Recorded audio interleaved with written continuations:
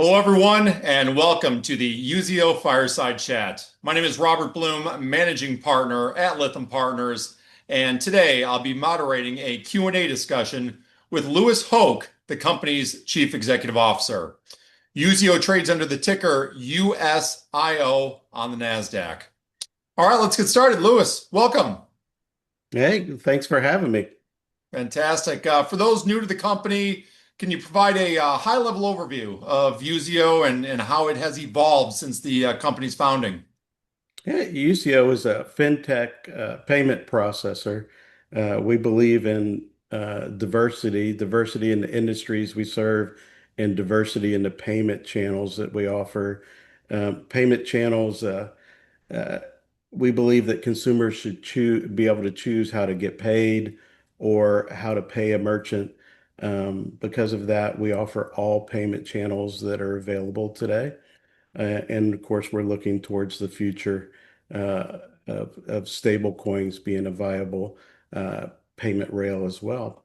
The company's been around 27 years, and we've evolved over the years, adding different payment channels, and uh, changed our strategy to become a growth-oriented company when I became CEO about 8 years ago. And we've done a great job in growing, and we continue to expand our customer base. Our business model is primarily, reoccurring type of revenue. We'll talk more about that today, I'm sure. And today we're just well positioned with a lot of operating leverage, be able to add a lot of clients onto our platform and to continue our growth for the future. Yeah, maybe help walk us through this sort of diversified product offerings. Talk a little bit about what the core offerings are and how they integrate into a cohesive platform. Yeah, definitely. We have basically four business lines that are very complementary to each other.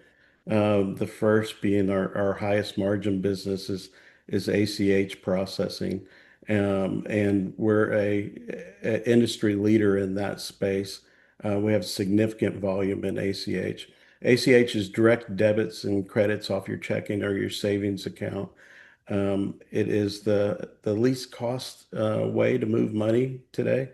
And we have a unique tech stack in that offering. Like all of our offerings, we own our own tech.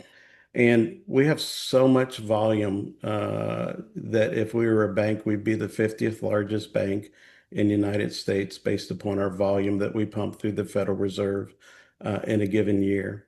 We are certified by the regulator. The regulator is NACHA. It governs ACH payments and wire payments. A big badge of honor. There's like 10,000 third-party senders in the United States, which includes banks and credit unions. Out of that 10,000, there's only two payment processors that are certified. There's 10 total certified. The other eight are payroll providers, which is not our industry. Um, and because we're not just certified and because we have so much volume, we actually have our own bank routing number and a Fed terminal. So we go directly into the Fed. It gives us a big competitive advantage because we get all four windows, the Fed windows to process in. So a merchant can process payments in New York today, almost till 4 a.m. And, we can clear that transaction in San Francisco and on the same business day or same banking day. We have so much volume. We pretty much have all consumers' checking savings accounts in our database. We're able to leverage that data, unlike our competitors. We can, a merchant can send us a routing number and a checking account number, and for Lewis, if they're looking to do business with me, and we can come back and say, hey, we've seen Lewis's account 10 times in the last year, and every transaction's been perfect. Or conversely, we've seen it 12 times in the last month, but the last two transactions have been NSF or there wasn't funds available. so that our merchants are able to use that intelligence to decide if they want to do business with the client up front. And again, that's very unique to us, being able to use that data. So it's the highest margin business that we have. We typically earn a transaction fee on those transactions. The second part of our business is payment facilitation, a big growth model engine for us. Very unique go-to-market strategy. So payment facilitation is credit card and debit card processing. It also includes some ACH. Um, what's unique about it is our go-to-market strategy. We only sell to integrated software vendors uh, and occasionally a large enterprise merchant. But when we sell to an integrated software vendor that writes software for a specific industry vertical, we get access to their client base and um, and they become an extension of our sales force. And hopefully that ISV continues to add clients onto their platform and we get new clients from there. And hopefully their clients grow organically. We call this business line kind of the gift that keeps on giving, because every day we wake up to accounts being loaded with us having no sales touch points on those accounts. And so it grows three ways, right? We add new ISVs all the time. And those ISVs add clients for us, and hopefully those clients grow organically over time. Um, ISVs like to work with us because of our tech stack is so rich that they're able to control the whole user experience within their software, and it makes them look like they're a payment processor. So they can control branding, they can control workflow, and that's obviously very important to make their software sticky. They also enjoy revenue sharing with us, so we become a unique and very important new source of revenue for them. It makes our relationships with ISVs very sticky, and um, this is a big growth engine for us. You'll see a lot of uh, growth in revenue and EBITDA out of that business unit. The third business unit is card issuing, and again, we have a unique tech stack, and we issue primarily branded MasterCards for many different use cases. Is too much to talk about today, but a lot of government entities for payouts. We're in 200 cities, counties, and states in the United States. We have 7 out of the top 10 largest cities in the United States as customers, including New York and LA, the top two. And they use our cards for many different use cases, primarily for disbursements. City of San Jose uses our program for uh, a, a program they call Cash for Trash. It initially started out as um, a program for homeless people to pick up trash. So every day they pick up blue trash bags, and at the end of the day, each one they turn in, they got $5 on their MasterCard. That program's evolved over time to now schools and clubs actually go pick up the blue trash bags and use it for fundraising. Um, we issue cards for guaranteed income program. We pretty much own that industry. If you live in a certain area in the United States, you may be receiving money just because of where you live. One of the programs that was in a lot of the news is the Compton Pledge. So the city of Compton, the residents there receive $500 or $1,000 a month on our cards just because they live there. It was a pilot program, lasted 3 years, and it was funded privately. All these guaranteed income programs have a goal to become public one day. And they all want to work with us because of our data. And we're able to uh, give them the data they need to show how the money's being spent. so that they can use that data to hopefully turn it into a public program at some point. Um, we're also the engine behind fintech players like Open Table, where you can return your user points for MasterCard. MoviePass uses unique technology that just us and Marqeta has called remote authorization.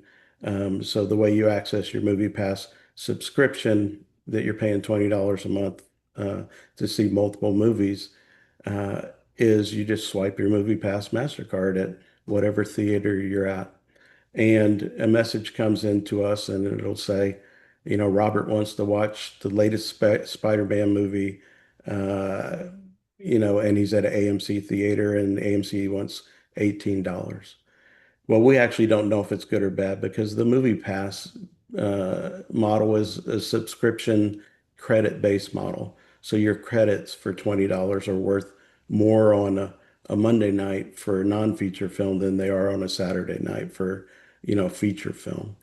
So we, through unique technology, send that transaction to MoviePass, and they look up Robert's account and they'll decide quickly within a second, yeah, Robert's got enough credits, go ahead and pay the $18. And we take that information, and again, this all happens real time within a second, and look and see if MoviePass has $18 on file with us. Obviously, they keep millions. And so we take $18 out of that and we pay AMC Theater. We're also the engine behind top 30 universities in the United States. We do their branded cards. And you'll see us in a lot of charitable organizations, disaster recovery, and events. Most recently, we announced our wearables offering, which we embed a MasterCard into a bracelet, which that bracelet can actually be used as your ticket to the event and to make payments while you're in the event. Simple tap and pay with your bracelet, right? It's kind of fun. Recently, within our R&D lab, we embedded a MasterCard uh, into a wallet that matched up with a token of a retina. So within our lab, we're able to initiate payments through your retina. And that's really cool, especially in the event environment, where your retina becomes your ticket to go into the event. Plus you're just walking around, picking up a Coke and, looking at the vendor and, green light goes off and you're paid, right? So unique technology within card issuing and of course all across all of our business models. Card issuing, like PayFac, we earn a percentage of the transaction that goes through our cards. We also earn money when rebate cards or people leave money on rebate cards, which we do quite a bit, for like tires and things like that. Um, and the fourth business is what we call Output Solutions. And Output Solutions does print and mail, first class mail only, does statements, invoicing, and tax notices and checks. Um, we print checks for a lot of the name brand type of companies, including Verizon, T-Mobile, AIG, Spectrum, a lot of utilities through United States, County of Los Angeles. These are overpayments that you've paid that merchant too much, and we're generating the check. We also do it for bankruptcies and things like that. Um, Invoices and statements we print for financial institutions, cities and counties, a lot of utilities. And we also through that division, not only do we do print and mail, which last year we did almost 30 million pieces, but we generate electronic documents. And, those are PDFs of your bank statement or your utility statement. It could be a tax notice. And we create the website where you're retrieving those documents. And a lot of times we're attaching a payment button to it as well. We're the company through that division that works with a lot of toll roads. So don't fault us, Robert, but we're the company that sends you a picture of your license plate and says, you just went through all these tolls and in New Jersey Turnpike is our customer, Philadelphia, the whole state of Massachusetts, we do their toll road systems. We're not the one that manages your payments for your sticker. We're the one who sends you the letter saying, hey, you went through these different tolls. And in that letter, though, we embed a QR code that has all your information. So all you got to do is scan that QR code and you're able to pay.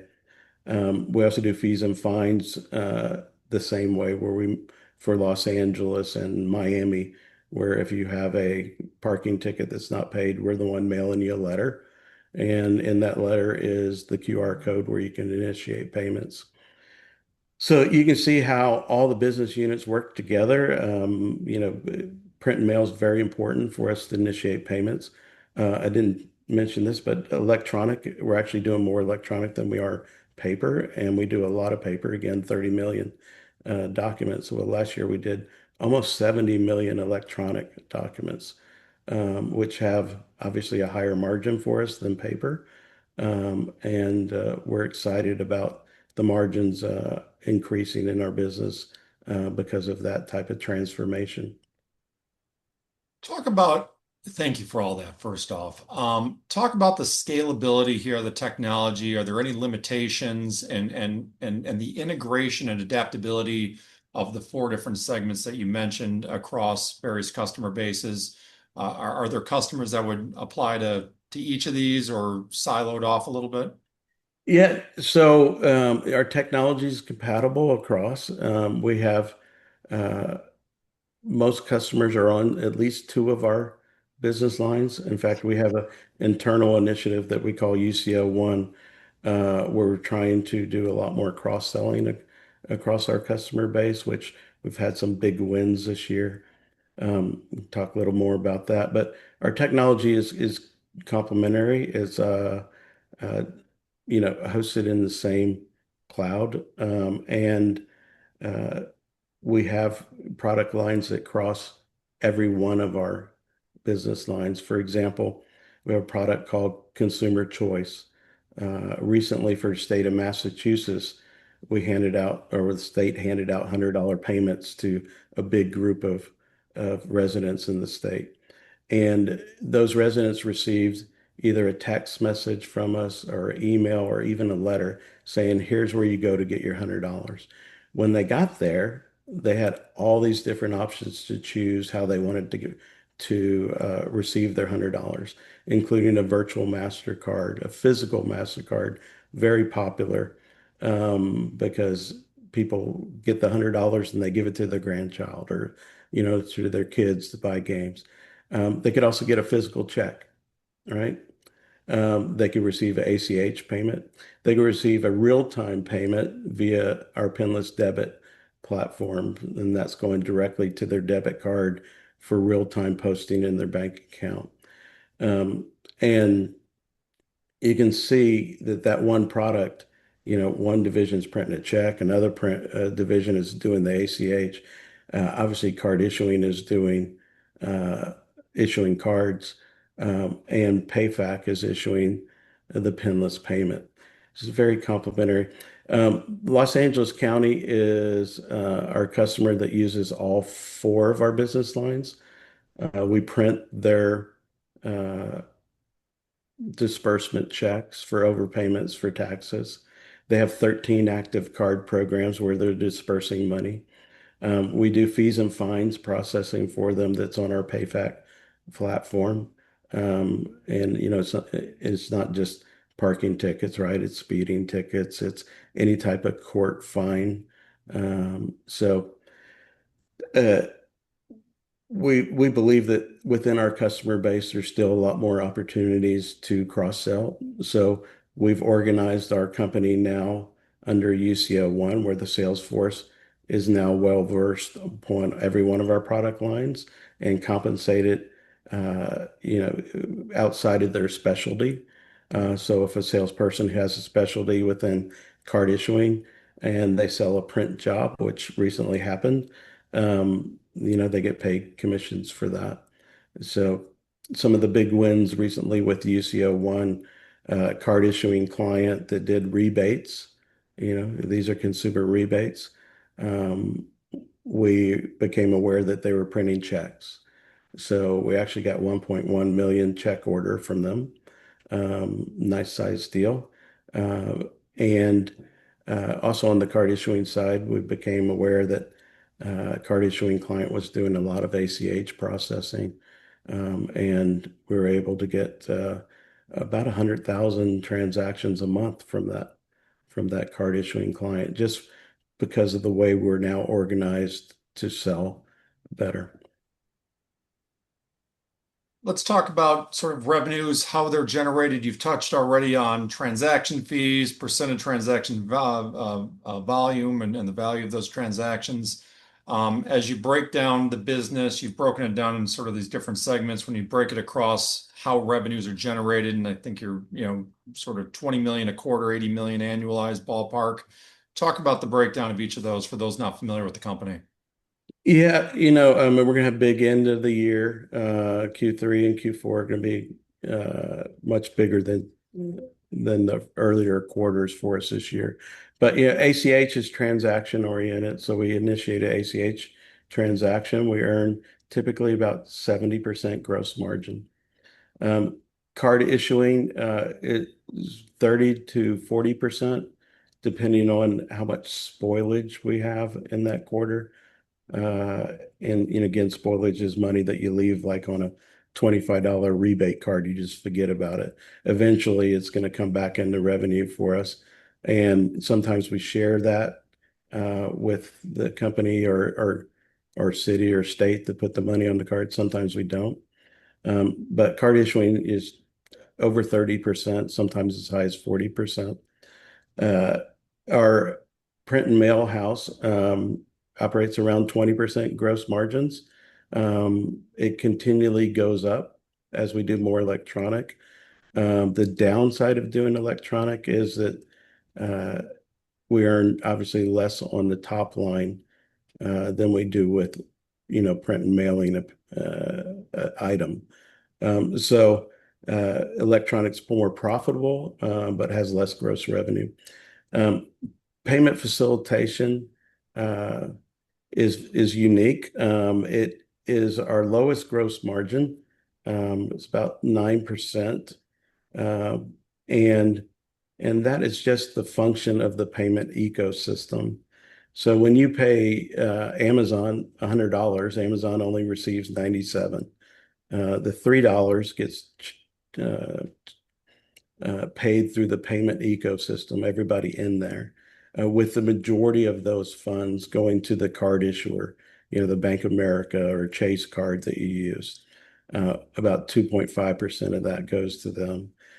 And a little bit goes to the card network, Visa, MasterCard, etc. The rest goes to whoever processes the payment. Since we're a processor and we process the payment, we receive those funds. We receive the whole $3.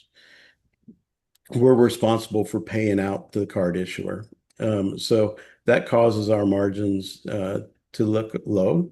In the industry, they're actually high, but they're still the lowest gross margins we have in our in our product set. Overall, we like to operate around 24, 25% for our company. And it'll vary depending on our product mix for a given quarter. But 24 to 25% is a good modeling number. Okay. I've got maybe about 3 minutes left here. Let's talk about the biggest growth opportunities for the company and sort of the investment highlights. What would be the key takeaways that investors should have here from the company? Well, we're a company that every year we believe we can grow 20%. This year, we're not going to grow 20%. A lot of our large deals that are already sold um, are implementing slower, where we're kind of at the mercy of the merchant or the card program issuer. But again, those are sold deals. On our recent conference call, we talked about a large building supply chain in the United States. We thought they were going to go live at the beginning of Q2. It looks like they're going to go live next week. But there's nothing we can do to control that timing. The good news is we have more deals sold in queue than we've ever had before. So you're going to see us to continue to grow. You're going to continue to see because of our operating leverage is huge, you're going to see our adjusted EBITDA margins expand. We're trying to get those to at least 10% of sales, be our EBITDA margin. Um, we're a company that's well funded. We generate our own cash. And so you won't see us doing any crazy raises or anything like that.